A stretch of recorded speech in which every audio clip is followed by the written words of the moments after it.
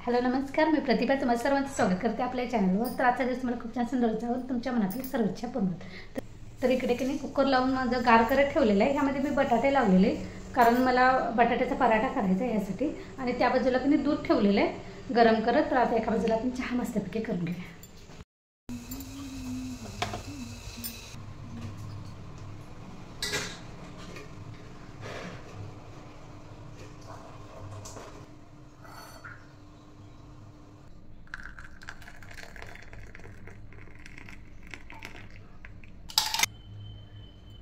या सकाळ सकाळी चहा घ्यायला पराठ्यासाठी मी हिरव्या मिरच्या घेते। हिरव्या मिरच्या तुमच्या आवडीनुसार घ्या ना, म्हणजे मुलं खात असतील का नाही तर कमी घाला, कारण ह्यासोबतच हा पराठा खायला देणार आहे, त्यामुळे थोडंसं कमी तिखटच करा।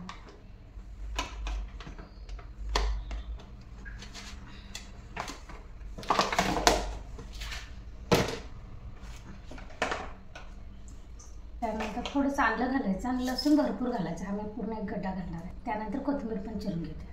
हिरवी मिरची, लसूण आणि आल्याचं कणी वाटण करायचं। यातलं थोडंसंच मी आलं घेणार आहे। तर याचं पाणी न घालता कणी मिक्सरला वाटण करून घ्यायचं आणि कोथिंबीर फक्त चिरून घ्यायची बारीक। करलेले बटाटे कणी मी साल काढून घेतलेले। तर आता मी हे किसणीनं कणी किसून घेणार आहे, कारण मला आज पराठा कणी पटकन होणारा असा पराठा करायचा आहे, त्यामुळे त्यासाठी कणी मी बटाटा पहिल्यांदा किसून घेते। तर मला दाखवते कसं कसं बनवणार आहे। चला पहिल्यांदा कणी सगळं किसून घेते, नंतर चला पराठ्याचं कणी पीठ पटापटा मळून घेऊया। सांगते इथं हा किसलेला बटाटा, हे सगळं मी आता एका परातीमध्ये काढून घेते। त्यानंतर हे जे वाटण केलं होतं की नाही, हिरवी मिरची, लसूण आणि आलं, ते टाकायचं। हिंग,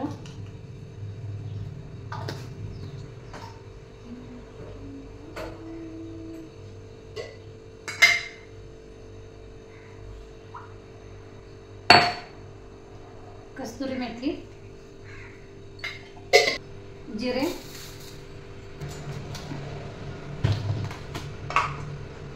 हळद,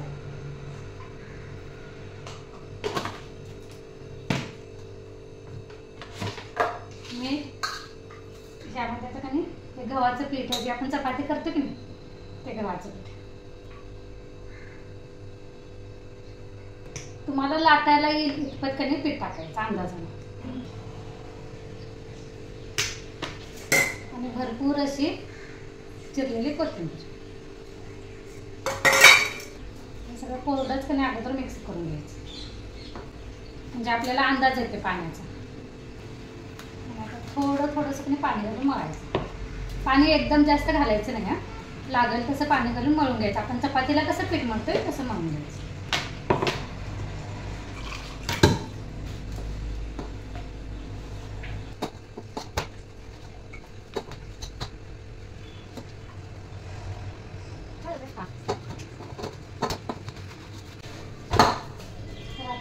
थोडासा परत तेलाचा हात लावायचा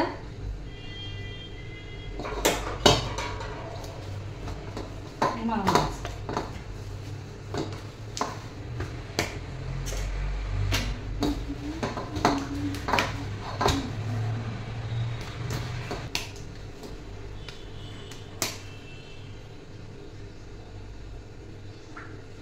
थोड्या वेळाने झाकून ठेवायचं।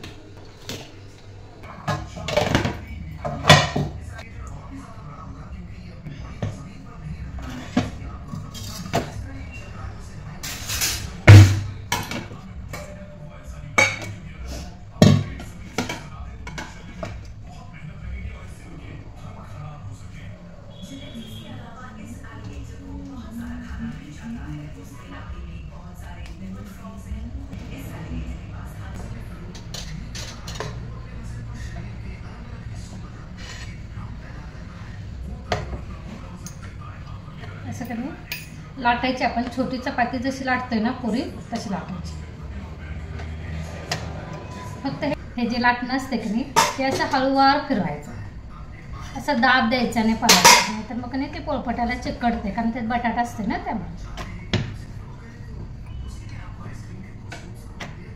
त्यामुळे असं अलगद वरच्यावर फक्त असं फिरवून घ्यायचं।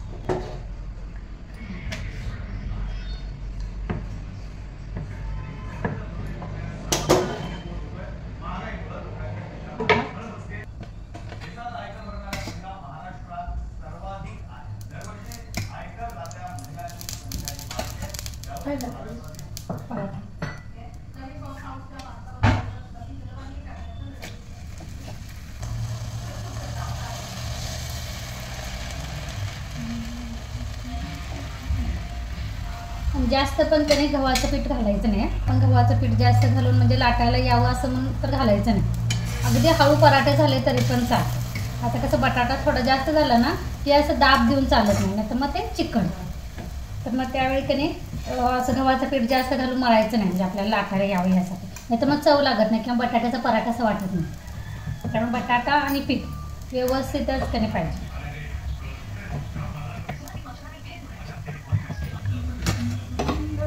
हो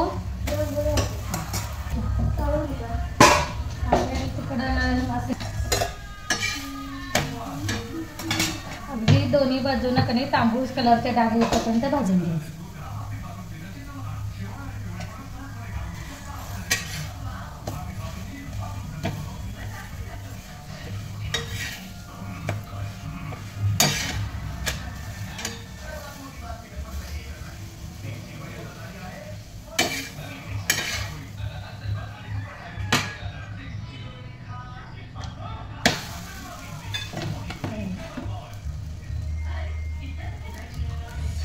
गरम आहे का एवढा हा पराठा, बटाट्याचा पराठा वाटतं आणि अगदी कधी असा मऊ होत आहे. तर अशा पद्धतीनं कधी पटकन होतं, कारण पुरणपोळीसारखा भरत वगैरे करायला थोडासा वेळ लागतो. आणि कधी कधी काय होतं की ते बटाटा आतलं जे सारण असतं ना ते पण बाहेर यायची कधी शक्यता असते. त्यामुळे कधी अशा पद्धतीने कधी बटाट्याचा पराठा करून बघायचा.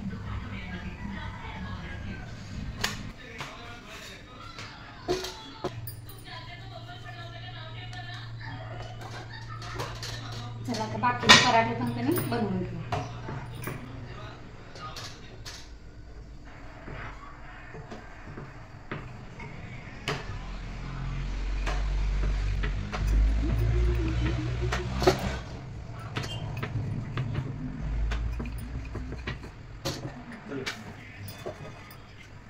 तर इथे कधी माझे सगळे पराठे झालेले आहेत.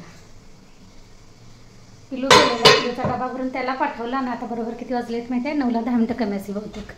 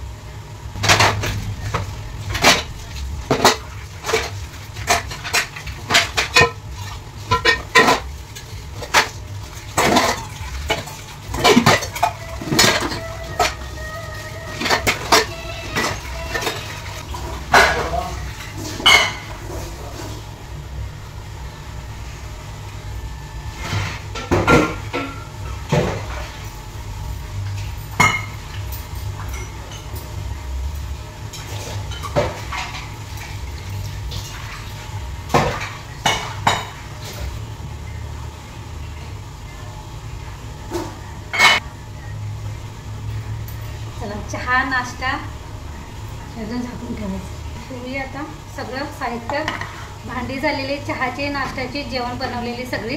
आता फक्त कधी धुवून पण झालेलं होतं, आता पुसून घेते सगळं, जिथल्या तिथं ठेवतात. हे सगळं करून गार झाले तरी पण कधी पराठे किती मऊ होईल.